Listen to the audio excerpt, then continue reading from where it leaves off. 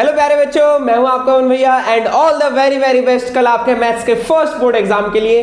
कल का दिन बहुत ही एक्साइटिंग रहने वाला है क्योंकि आप लोगों का फर्स्ट टाइम होगा जब आप एक बाहर जाके किसी दूसरे स्कूल में जाके अपना एग्जाम देंगे।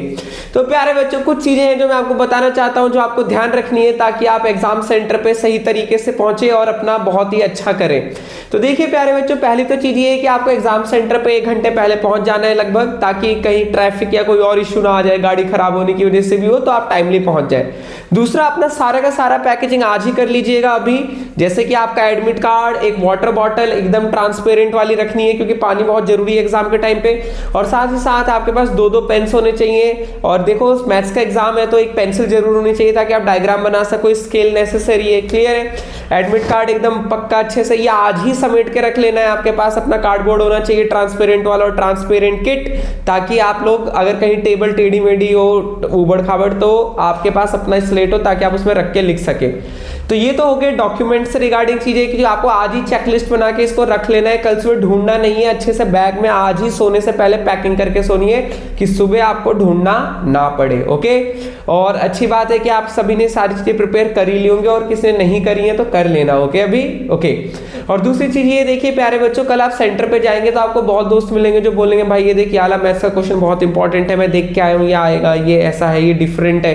तो ज्यादा ध्यान नहीं देना है आपको, सिंपल सा आपको अपने ऊपर संतुष्टि होनी चाहिए कि जो आपने पढ़ा है वो सही तरीके से पढ़ा है और आपको आता है। क्योंकि उस मोमेंट में अगर आपने पैनिक कर दिया यार ये तो क्वेश्चन मैंने देखा ही नहीं है, तो मुझे आता ही नहीं है, तो क्या होगा, जो इवन आंसर्स आपको अच्छे से आते होंगे वो भी आप एग्जाम में गड़बड़ी की वजह से, हड़बड़ाहट की वजह से मिस्टेक करके आएंगे। सो अगर आपका दोस्त बोलता है भाई ये क्वेश्चन देख ले, तो यू से कि यार मैंने इससे भी टफ क्वेश्चन कर रखे हैं, सिंपल। ठीक है। और दूसरी चीज यही है कि टेंशन नहीं लेना है, एग्जाम में जाना है, अच्छे से हॉल में एंटर करना है। एग्जाम में हॉल में एंटर करके अपना चेकिंग हो जाएगी आपकी, फिर एग्जाम सेंटर पे जाके अपने टेबल चेयर पे बैठ के पहले ही आप लोग वॉशरूम चले जाएं ताकि बीच में टाइम वेस्ट ना हो, और फिर जब वापस आए तो अपना रिलैक्स होकर अच्छे से बैठे, 2-3 डीप ब्रेथ ले, अच्छे से, ज्यादा नहीं 3 डीप ब्रेथ लीजिए और काफी अच्छा रहेगा। और आपका जो आंसर शीट होगा उसमें आपको अपना रोल नंबर OMR शीट में भरना पड़ेगा, रोल नंबर नाम, तो उसको क्लियरली भरें और ध्यान से भरें अच्छे से, एक एक करके। ठीक है, एक डिजिट एक बार में अच्छे से।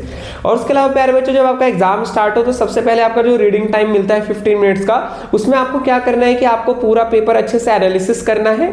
मतलब क्वेश्चंस पढ़िए पढ़िए पढ़िए, देखिए कौन से आते हैं कौन से नहीं आते, उसी समय माइंड के अंदर वो बना लीजिए क्या आपको पता चल जाए कि कौन सी कैटेगरी आपको आती है कौन सी नहीं आती है। और जो आंसर्स आपको डिफिकल्ट लग रहे हैं नहीं आते उनको तो 2 बार पढ़ो अच्छे से, उनको ध्यान से पढ़ना है। क्यों?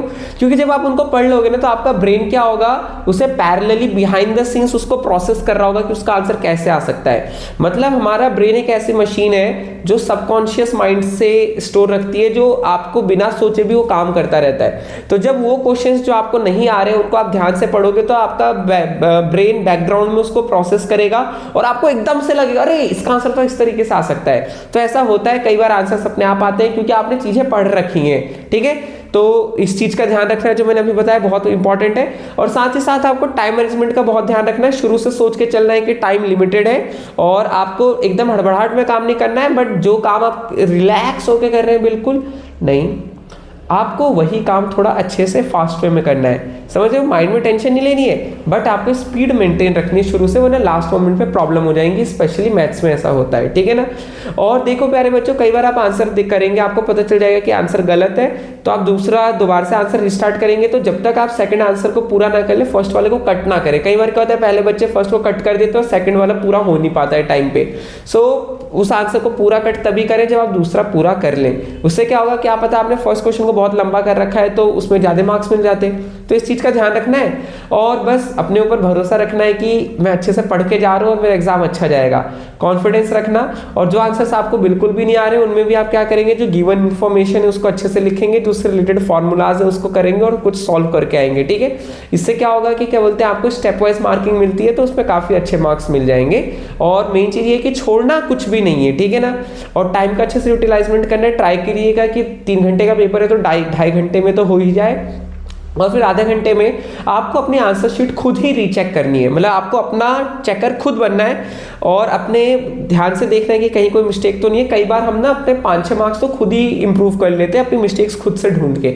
और दूसरी चीज़ ये है कि रफ वर्क बहुत ही क्लीन वे में साइड में करना है, ठीक है ना, ताकि कोई दिक्कत ना हो। मेन कॉपी एकदम साफ सुथरी, कहीं गलती हो जाए तो सिंगल कट, बहुत ज़्यादा कट नहीं लगाने हैं, ओके।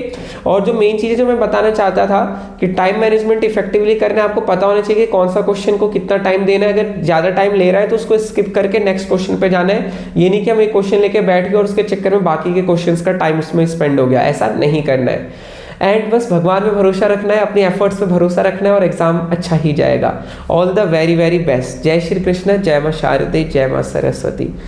मन लगा के बेस्ट से बेस्ट दे के आओ।